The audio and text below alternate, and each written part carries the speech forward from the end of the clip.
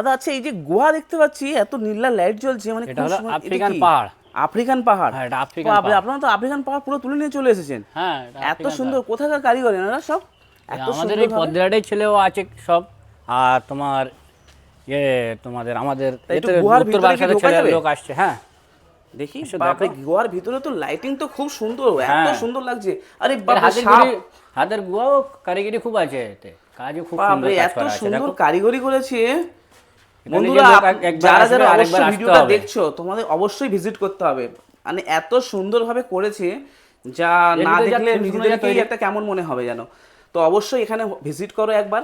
এটা হচ্ছে পর্দার হাট, সবেদাতলা মসজিদের পাশেই খুব সুন্দর একটা থিম তৈরি করা হয়েছে। বাবরি মসজিদ উপলক্ষেই থিমটা তৈরি করা হয়েছে, যা অনেক রকমের থিম এখানে তুলে ধরেছে। যেমন গুহা বানিয়েছে, জান্নাতি পথ বানিয়েছে, জাহান্নামের পজিশন, অনেক কিছু বানিয়েছে, যেগুলো অবশ্য ভিজিট করলে তবেই বুঝতে পারবে। তো একবার তোমরা আসো, সত্যি খুবই ভালো লাগবে। আর এখানে যারা কারিগররা কাজ করেছে, আমাদের হেড মিস্ত্রি হাতের কাজ তিনজন, খুবই সুন্দর। এর ভিতরে আর তো একটা আসো বাচ্চা ছেলে, অবশ্যই। 22 দিন কাজ করেছে।